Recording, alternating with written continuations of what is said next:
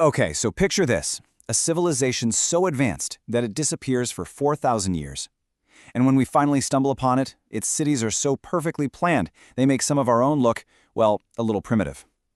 And no, this isn't some sci-fi movie. It's the real story of the Harappan Civilization. So, could an ancient city really be planned better than yours? It sounds kind of crazy, doesn't it?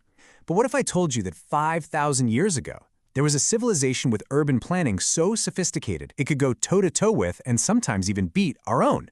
That's the incredible and totally true story of the Indus Valley. Just take a look at this timeline for a second. It's staggering. A civilization rises, it flourishes, and then poof, it's gone. Wiped from memory so completely that for nearly 4,000 years, we had no idea it even existed. An entire chapter of human history was just silent until the 1920s. So how in the world did we rediscover this lost world? Well, it all kicks off in the 1920s with a couple of discoveries that literally rewrote the history books. First, in 1921, an archaeologist named Dayaram Sani digs up the site of Harappa. Then, just 1 year later, R.D. Banerjee stumbles upon the incredible ruins of Mohenjo-Daro. And just like that, boom, the timeline of civilization on the Indian subcontinent was completely shattered, pushed back by thousands of years.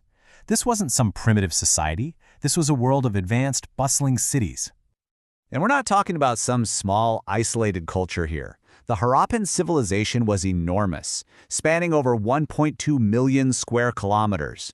To put that in perspective, that's bigger than ancient Egypt and Mesopotamia, modern-day Iraq and that whole area combined. This was, without a doubt, a superpower of the ancient world. But, their most stunning achievement, the one that still leaves archaeologists just speechless, is the design of their cities. It reveals a society that was absolutely obsessed with order and precision. Okay, so forget the chaotic, winding streets you might picture in ancient cities, or even some modern ones, let's be honest. Harappan cities were built on a perfect grid, main streets intersecting at flawless 90-degree angles. This was no accident. This was meticulous, centralized planning on a scale nobody had ever seen before. And this is where they were truly revolutionary. Get this, the Harappan system had covered drains, manholes for easy cleaning, and private bathrooms in almost every single house, all connected to a citywide sewage network. I mean, they were solving urban public health problems 5,000 years ago that many places are still struggling with today. Their approach was just, wow. And that's the thing that's so mind-blowing, right?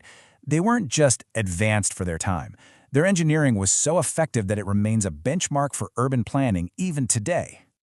So they were master city planners. But they weren't just sitting there in their perfect cities isolated from everyone else. Not at all.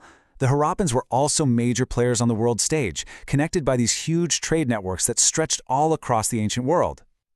So what was fueling this whole thing? What was the engine behind this massive civilization? Well, a huge part of it was innovation. The Harappans were the very first people in the world to cultivate cotton, giving them a revolutionary product that was in high demand everywhere. And their global reach was just incredible. Archaeologists have found their distinctive cotton textiles all the way over in Mesopotamia. They've unearthed these beautiful carnelian beads in Oman, and their pottery is turned up in Bahrain.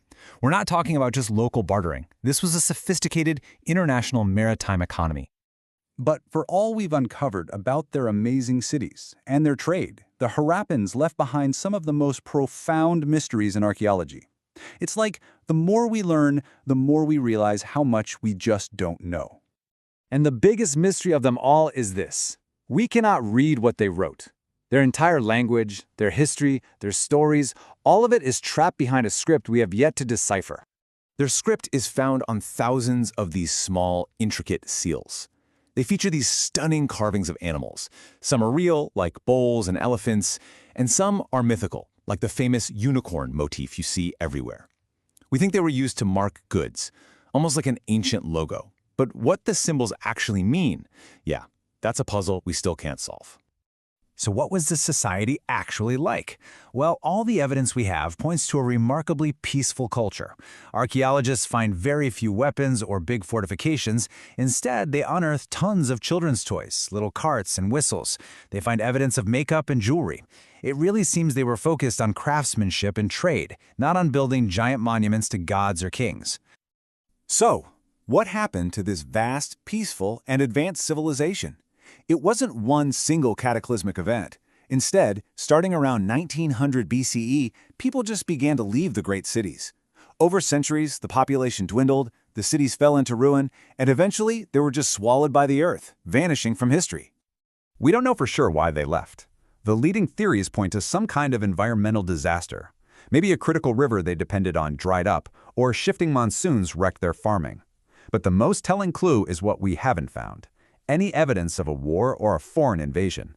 It seems they simply faded away. Though their cities and script were lost for thousands of years, their influence, that wasn't. The Harappan civilization left an incredible legacy of ideas that shaped the world that came after them, and they continue to resonate with us today. Think about it. They gave us some of the world's first blueprints for urban planning and public health. They pioneered standardized weights and measures, which is essential for fair trade. They founded the global cotton industry and built complex maritime trade networks. These weren't just ancient achievements, these were foundational ideas for modern society. The Harappans really show us that a civilization's true legacy isn't just in its buildings, but in its ideas. They prioritize order, trade, and public well-being over war and conquest. Their cities turn to dust, but their innovations, their way of thinking, it echoes into our own time. And it leaves us with a pretty big question to ponder. Thousands of years from now, what ideas from our world will endure?